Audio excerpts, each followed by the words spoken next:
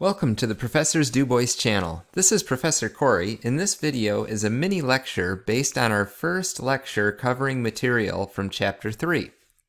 Disclaimer: this is in no way equivalent to our actual lecture where we discuss and practice the material in much more detail.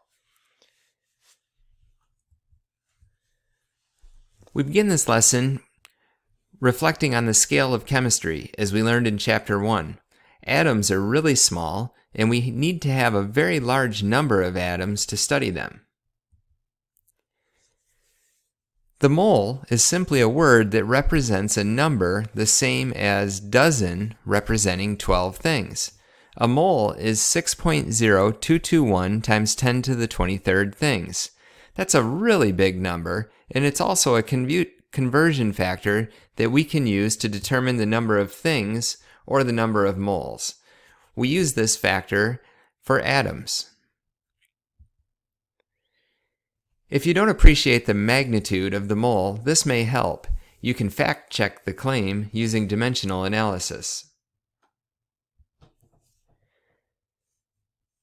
Starting with what's not a factor, which is the atoms of carbon in this example, in the numerator of a fraction over 1, we can use the mole to atoms conversion factor by placing it in the configuration of 1 mole in the numerator and Avogadro's number in the denominator.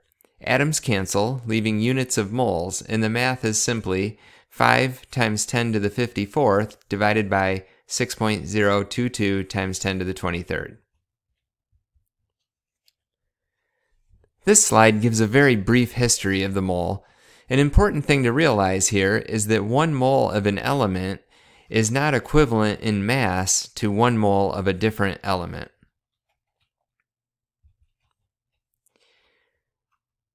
We can again use Avogadro's number for this problem. This time, we will set 1 mole equal to Avogadro's number of molecules. Remember, the mole is simply a very large number, and we can use it to represent atoms, molecules, or even donuts. We start by placing 1.22 times 10 to the negative 5 over 1. And don't forget your units. Multiply by a fraction with units of mole in the denominator, Avogadro's number of molecules in the numerator, and solve. The molar mass of a compound is simply the sum of the masses of the elements within the compound taken from the periodic table. Realize that for the first example, methane, there are 4 hydrogens, so you multiply the mass 1.008 from the periodic table by 4. There is only 1 carbon in this molecule, so we will take the mass of carbon from the periodic table and add it to the mass of 4 hydrogens to get the molar mass of the compound.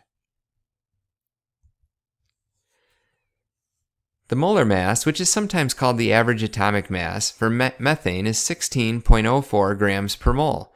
We can use this as a factor to find the number of grams of methane if given moles, or we can determine the number of moles if we were given grams. That concludes this mini lecture. Thanks for watching. Please give the video a thumbs up and subscribe if you would like to see more mini lectures on the Professor's DuBois channel.